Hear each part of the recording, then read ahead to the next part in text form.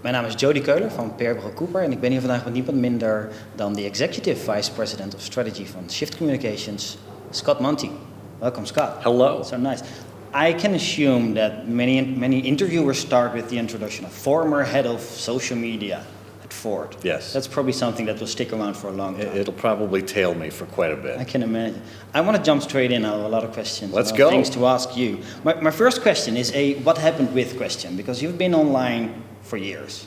And then Google might also be a cemetery of initiatives. What happened with nothing could be finer than eating at your diner? That was a great project that CC Chapman and I started. Of course, you know CC from previous evenings with. And it was something that was a shared passion that we both had, and that's for real home-cooked food out on the road. Okay. It's awful easy to come by McDonald's and Burger King and even these days Chipotle and other fast food restaurants. But he and I shared a love of real home-cooked old-style meals. Nice. And in the U.S., diner culture is really where that happens. Well, that worked fairly well when Cece and I used to live near each other, but I moved away to Michigan about 6.5 years ago. Okay. And there are only 3 working diners in Michigan. Really? Yeah? And 2 of them are in museums. So there you go. I really couldn't do much with that. And, you know, I don't see Cece as much as I used to. So we had to kind of put that to rest. Yeah. I want to jump straight in. I think almost all our viewers know you from your period at Ford. What was your finest moment within the big American Ford Motor Company? Wow. Was that the beginning of your... There's so many to choose from. I think getting things started at Ford was really a great time. The industry was kind of at a low. Ford was at a low. It really needed help to get going. And it wasn't just me, and it wasn't just the digital team, it was everyone working together.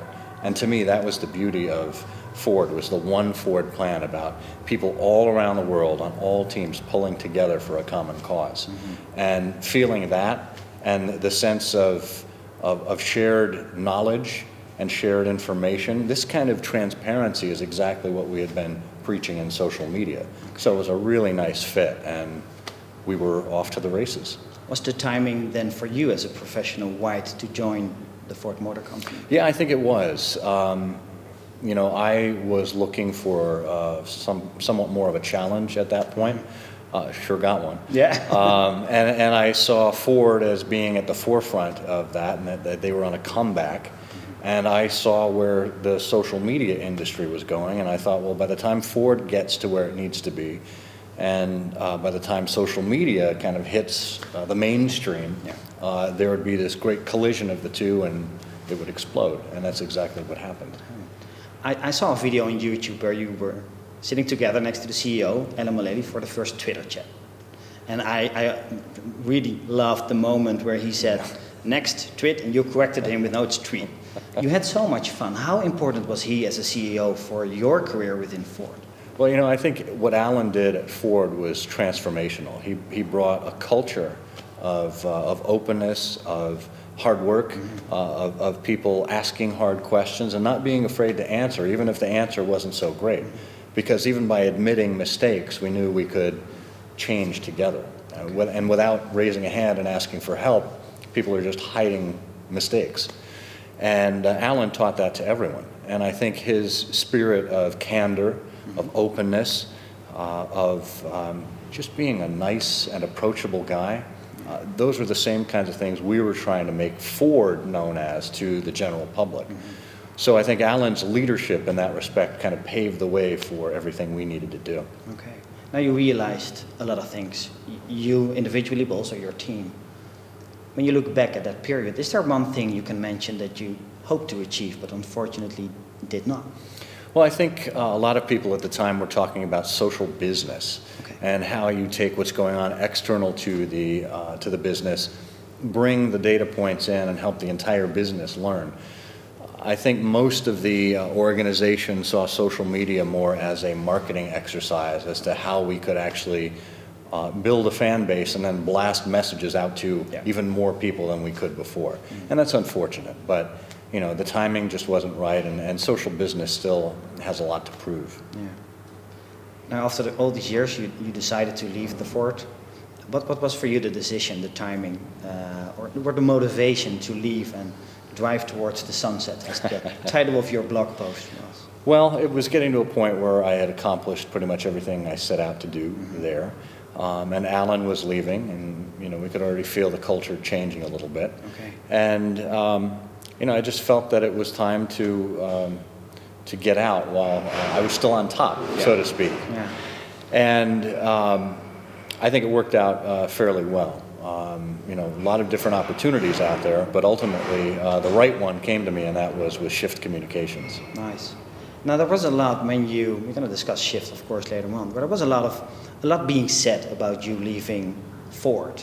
And I think you refer to it as just one data point, and it's not a trend, and it's not that all heads of social medias are certainly leaving. And I recall an Adweek article where Shell Israel says it's of course a great loss for Ford, but he, and I quote, "It also heightens my growing fears about how big brands will handle social media in the coming years." What do you think of that? What were your thoughts when reading that article?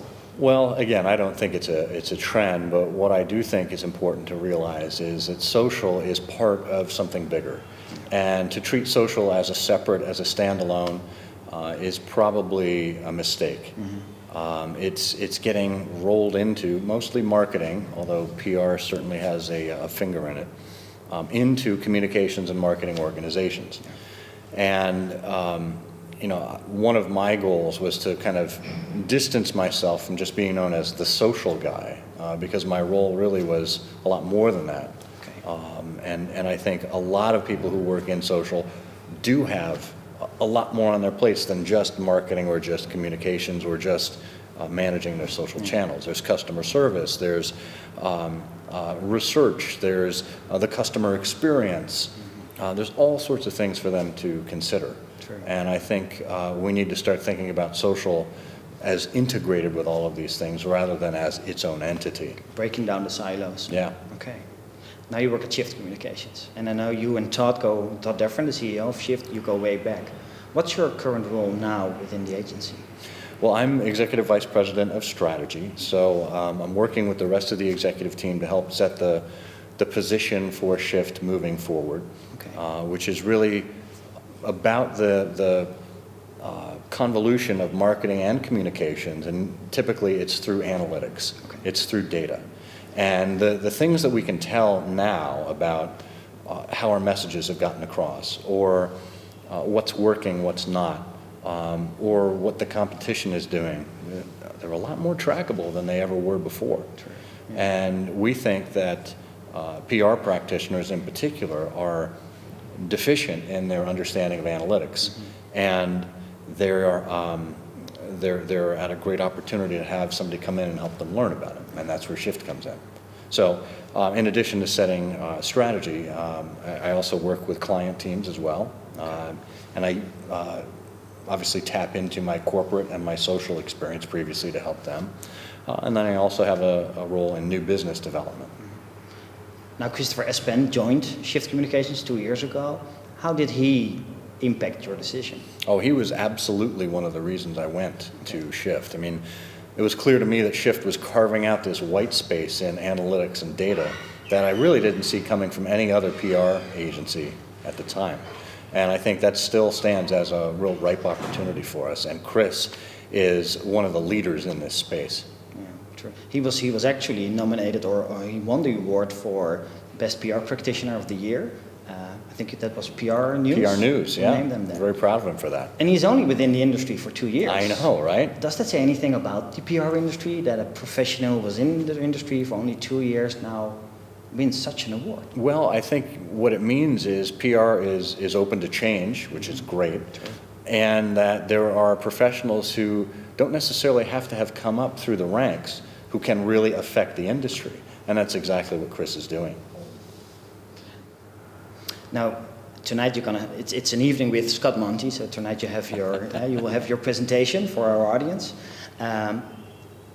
Do you agree or disagree with the promise of social media was better? Well, I think there were a lot of theories about the potential of social, and there's still a lot of potential out there. And frankly, I think a lot of brands have taken the lazy route to social, as I mentioned before, simply building up audiences to talk at, using it as another advertising model. Yeah. When that's not why people are on any of the social channels.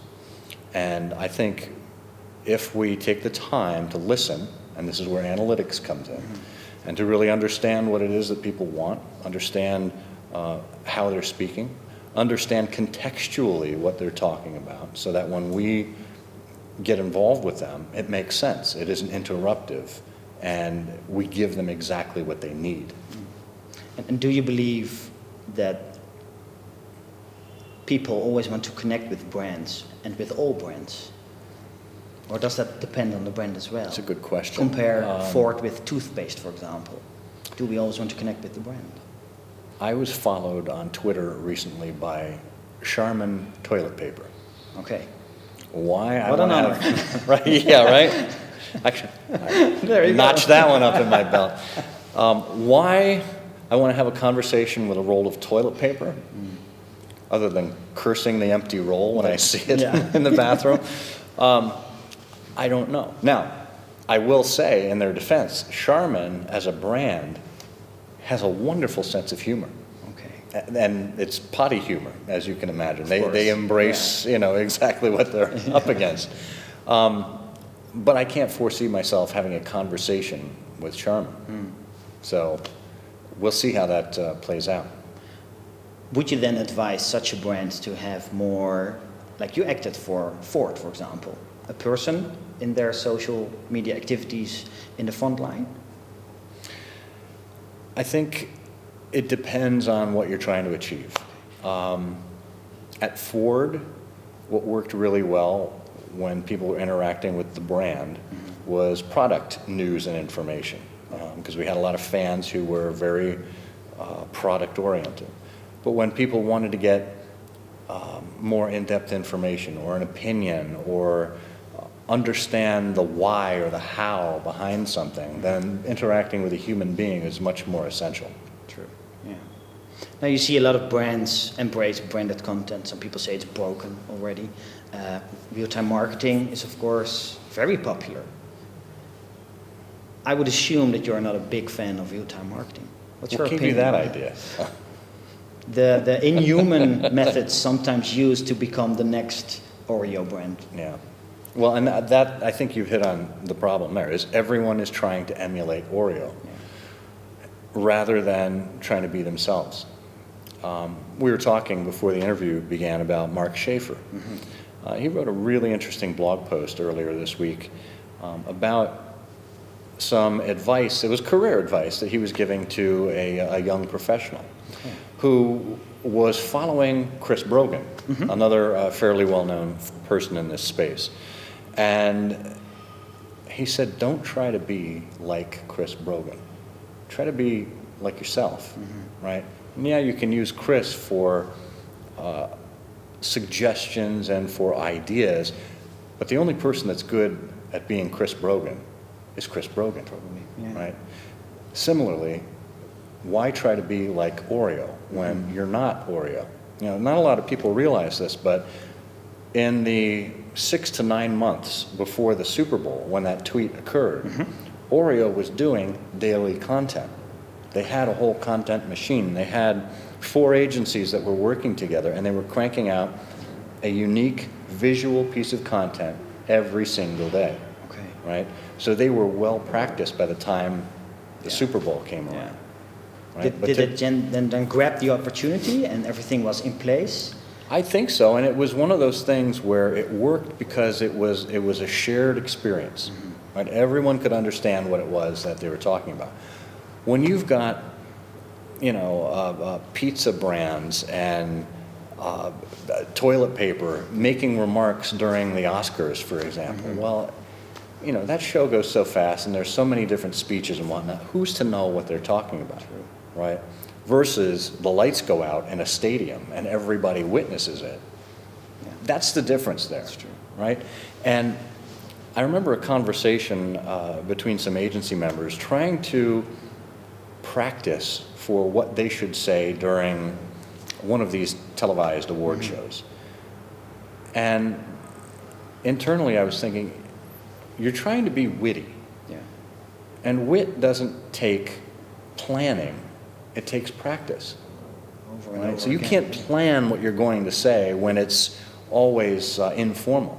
You just have to work on your personality. You know, it's like trying to work on a really good joke and practicing in the mirror before you go to a party and then just trying to look for the right opportunity to put that joke in there. That's not sincere. Yeah. Versus actually just showing up and being yourself and listening to what people have to say and reacting the way you normally would. Yeah. And that's what I think brands miss when they're too eager to do this real-time marketing. What would have been Sherlock Holmes' opinion about real-time marketing? I know you're a big fan. I wanted to touch upon Sherlock Holmes for you. Sure. Well, that's an interesting way to go about it. Sherlock Holmes and real-time marketing. I don't think he would have paid one bit of attention to it. I can You know, imagine. he was the kind of guy who he had what he called his brain attic, and he stocked it only with the necessary furniture that was needed in there, Okay. and all the other superfluous stuff he put aside. Okay. Of course, the story of Sherlock Holmes is also about Dr. Watson, friendship, an arch enemy, Moriarty as well. What are your lessons learned, because you know so much about Sherlock Holmes, that you can transfer towards the PR professional or the communications professional this day of age?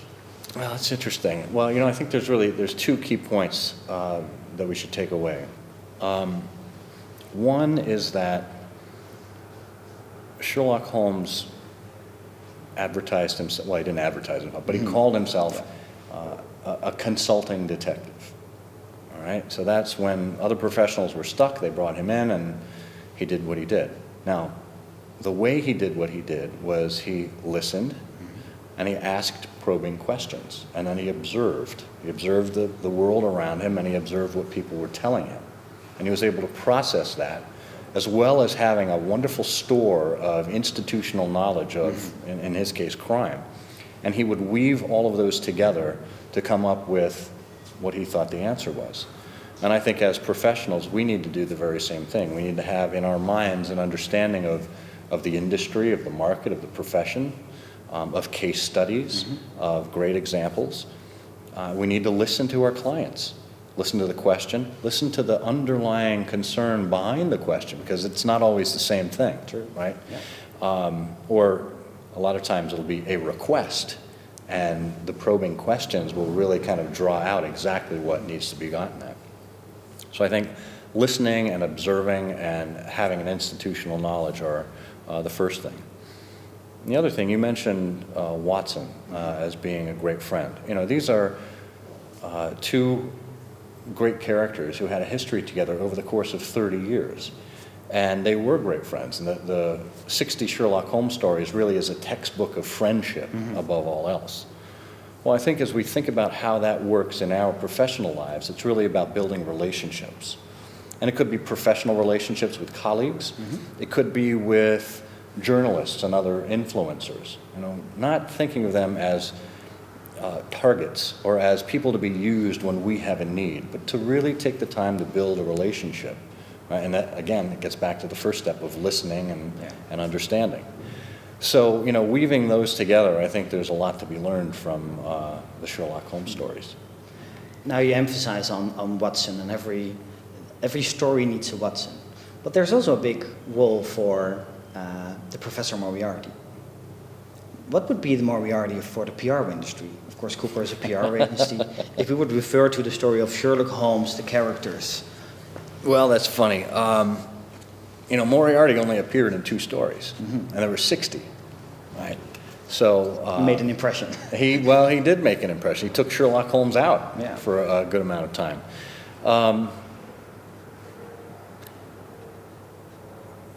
I have to be careful about answering this because I don't want to get myself in trouble. On the one hand, I think Moriarty could be seen as the marketing industry, always or traditionally having been at odds with communications, and it shouldn't be. It absolutely should not be. I think the digital world in particular is the place where the two can come together, and should. The other Moriarty that PR professionals might have is themselves. You know, what's holding you back? What's keeping you from getting to the next level?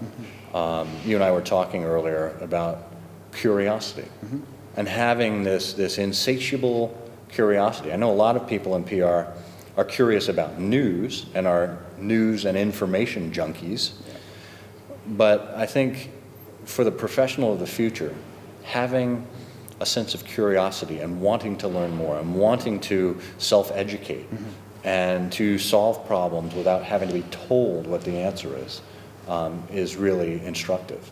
And I think we can do better by self-educating. Great answer.